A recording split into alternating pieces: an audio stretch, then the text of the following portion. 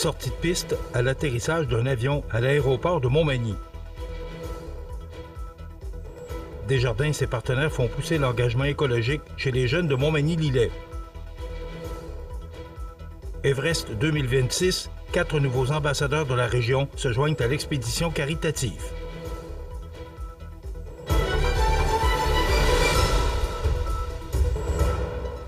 Mercredi 10 décembre 2025.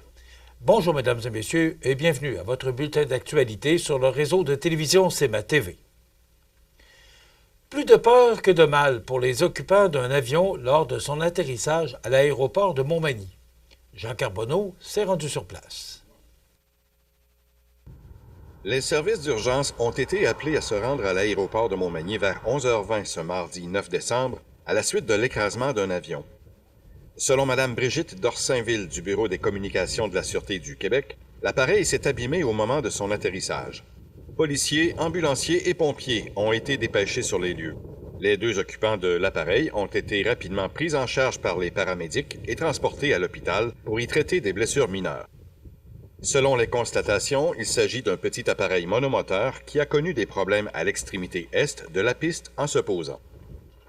La dizaine de pompiers du service de la protection contre les incendies et de la sécurité civile de Montmagny se sont affairés uniquement à sécuriser l'appareil. Aucun déversement ou incendie ne se sont déclarés. 3 véhicules de patrouille de la Sûreté du Québec, 2 ambulances et 1 véhicule du ministère des Transports et de la Mobilité durable étaient visibles sur place. Au moment d'écrire ce reportage, l'accès aux aéronefs était suspendu selon un représentant de l'aéroport contacté sur place. La Sûreté du Québec n'a pas dépêché d'enquêteurs pour l'événement. L'enquête sera effectuée par le Bureau de la sécurité des transports, le BST, qui était attendu dans les heures suivantes. Ici Jean Carbonneau, CMA TV Nouvelles, à Montmagny.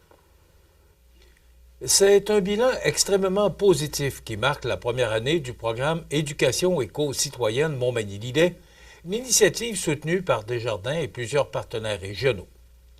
Avec un investissement total frôlant les 200 000 $, cette démarche ambitieuse a permis de déployer, en 2024-2025, 5 infrastructures éco-pédagogiques et une série d'activités concrètes destinées à sensibiliser les jeunes aux enjeux environnementaux. Selon le sommoir Arbre Évolution, qui signe le bilan officiel, le programme a mené à l'implantation de 3 serres agropédagogiques, de 5 bacs de culture et d'une classe extérieure. Ces installations ont été accompagnées d'un contenu pédagogique clé en main, comprenant cahiers de traces, grilles d'évaluation et ateliers adaptés du préscolaire jusqu'en 6e année. Au total, 164 élèves ont été rejoints découvrant les sciences du vivant, l'agriculture locale, le travail d'équipe et les notions essentielles liées au développement durable. Cette immersion a surtout permis de créer un fort sentiment de fierté chez les jeunes directement engagés dans la réussite de leur projet. La mobilisation ne s'est pas limitée aux écoles. Des comités d'élèves, de parents et d'organismes communautaires se sont impliqués pour assurer l'entretien des installations durant l'été, maximisant ainsi les retombées bien au-delà du calendrier scolaire. Dans la MRC de Lillet, l'école Saint-Joseph de Saint-Pamphile a collaboré avec l'ABC des Hauts-Plateaux pour maintenir sa serre active tout l'été, ce qui s'est traduit par une récolte abondante et une participation continue des élèves.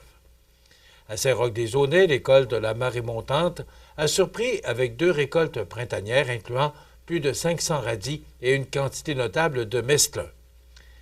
À Sainte-Louise, l'école Orée-des-Bois a bénéficié d'une nouvelle classe extérieure entièrement fabriquée au Québec, où tous les élèves ont profité d'ateliers éco-éducatifs gratuits. Dans la MRC de Montmagny, l'école des Tilleuls de Saint-Pierre-de-la-Rivière-du-Sud s'est démarquée grâce à une serre productive où 30 élèves ont réalisé près d'une centaine de semis. Une vente de plants potagers et floraux tenue en juin a permis d'amasser plus de 325 $, montant qui servira à poursuivre la mission éco-citoyenne de l'école. De leur côté, les élèves de l'école de la Colline à Saint-Paul-de-Montmagny ont démontré une progression remarquable de par leur intérêt initial qui s'est transformé en une véritable passion horticole alors que plusieurs jeunes, plus réservés, ont gagné en assurance. La prochaine année s'annonce tout aussi prometteuse. Le programme prévoit l'implantation d'une 6e infrastructure, l'ajout de nouveaux microprogrammes agro-pédagogiques, davantage de matériel pour la production de semis et l'installation de systèmes d'irrigation semi-autonomes. Une maraîchère professionnelle accompagnera désormais les ateliers et une collaboration avec les camps de jour permettra d'assurer un entretien optimal durant l'été. Même la culture hivernale en intérieur fait partie des nouveautés.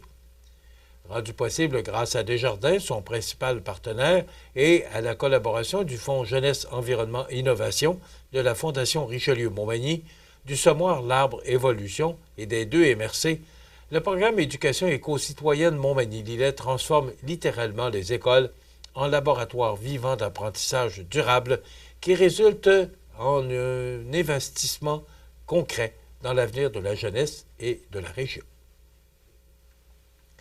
Everest 2026. 4 nouveaux ambassadeurs de la région se joignent à l'expédition caritative. Les détails après la pause. Le restaurant Pizzeria Porto Bellissimo, un incontournable à Saint-Jean-Port-Joli. Pizza débordante de garniture, menu varié et abordable. Délicieux dessert avec des produits de grande qualité des gâteries de l'Ami. Porto Bellissimo et les gâteries de l'Ami, route de l'église à Saint-Jean-Port-Joli. C'est à travers le respect et le besoin de faire plus pour les familles en deuil et l'expérience qui s'est transmise de père en fils que la Maison funéraire Laurent Normand a su au fil du temps se bâtir une réputation de confiance. La Maison funéraire Laurent Normand à Montmagny. Laissez-nous vous accompagner. Vous regardez CMA TV, le réseau de l'information sur la Côte-du-Sud. En novembre 2026, 15 personnes vivront une aventure humaine et sportive d'envergure en participant à l'expédition Randonnée pour redonner, une marche jusqu'au camp de base de l'Everest. Cette initiative, qui allie dépassement personnel et engagement communautaire, prend aujourd'hui une nouvelle dimension, alors que 4 participants supplémentaires de la région se greffent officiellement au groupe. L'expédition est portée par Carole Deschênes, native de Montmagny et directrice exécutive des réseaux locaux de services de Beauce et des aides-chemins au CI3S de Chaudière-Appalaches. L'objectif est d'amasser des fonds pour 2 fondations régionales, soit la Fondation Santé Beauce-Aides-chemins et la Fondation de l'Hôtel-Dieu de Montmagny. Chaque participant finance d'ailleurs personnellement les coûts liés à sa participation. Les 4 nouveaux participants qui se joignent officiellement au groupe sont Noémie Côtreau-Régnier, copropriétaire du bistrot d'érable à Sainte-Lucie, Jean-François Labonté, directeur d'usine dans le secteur du sciage à Saint-Pamphile et Saint-Théophile, Cécile Le Saffre, propriétaire de Physio Ergo Plus à Montmagny, et Arnaud Maurice, ingénieur chez Progima. Tous marcheront aux côtés du groupe initial vers l'un des lieux les plus emblématiques de la planète, le camp de base de l'Everest. Pour soutenir leur mission, plusieurs activités de financement se dérouleront au cours des prochains mois.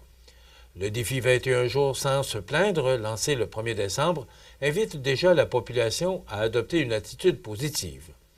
Le samedi 31 janvier, l'événement Skier pour redonner se tiendra au club sportif Les Appalaches, où les dons seront ajustés en fonction des kilomètres parcourus. Un 5 à 7 ainsi qu'une conférence présentant le parcours de l'expédition auront lieu la veille. D'autres initiatives suivront, dont la vente de chocolat de la Saint-Valentin, projet pour la fête des mères et des pères, randonnée printanière et tirage moitié-moitié.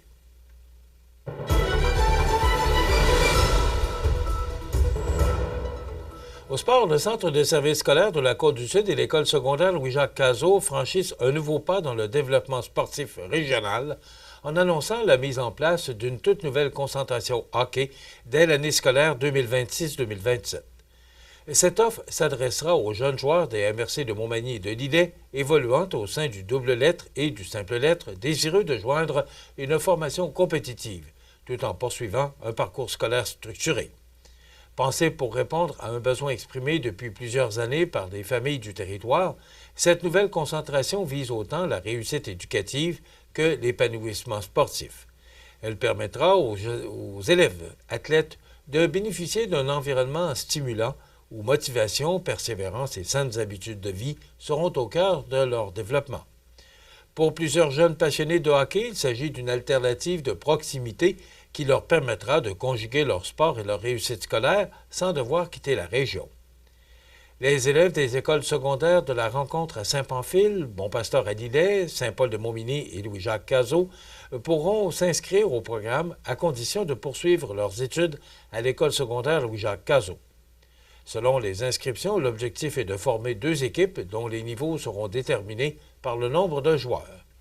Pour être retenus, les candidats devront participer au processus de sélection prévu au printemps 2026, répondre aux critères sportifs exigés et démontrer un engagement positif dans leur cheminement scolaire. Les jeunes inscrits profiteront d'entraînements sur glace et hors glace directement intégrés à leur horaire scolaire.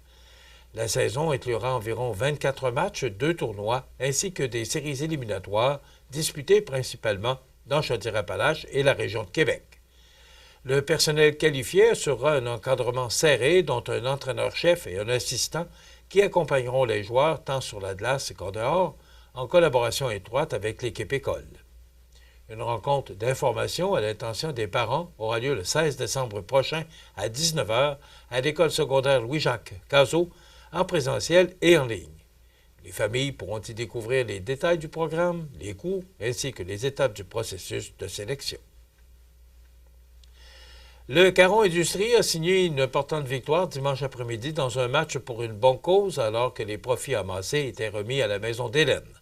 Cette victoire de l'équipe manimontoise représente une 2e défaite infligée aux Beaucerons de Sainte-Marie, cette fois par la marque de 3-2, devant plus de 400 spectateurs réunis à l'Aréna de Montmagny.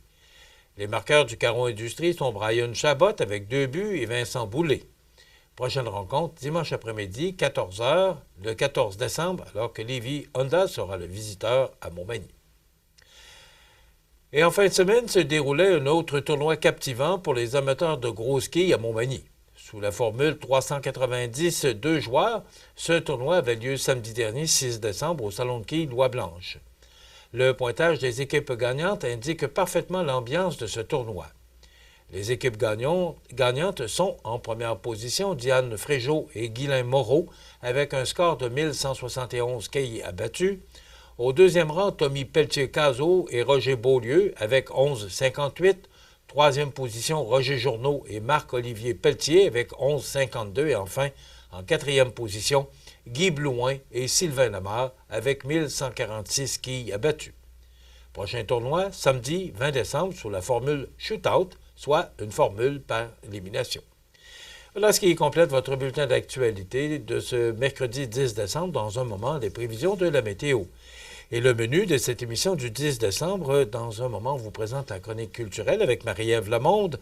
Mathieu Rivet, député de Côte-Sud, sera notre invité jusqu'à la fin de l'émission.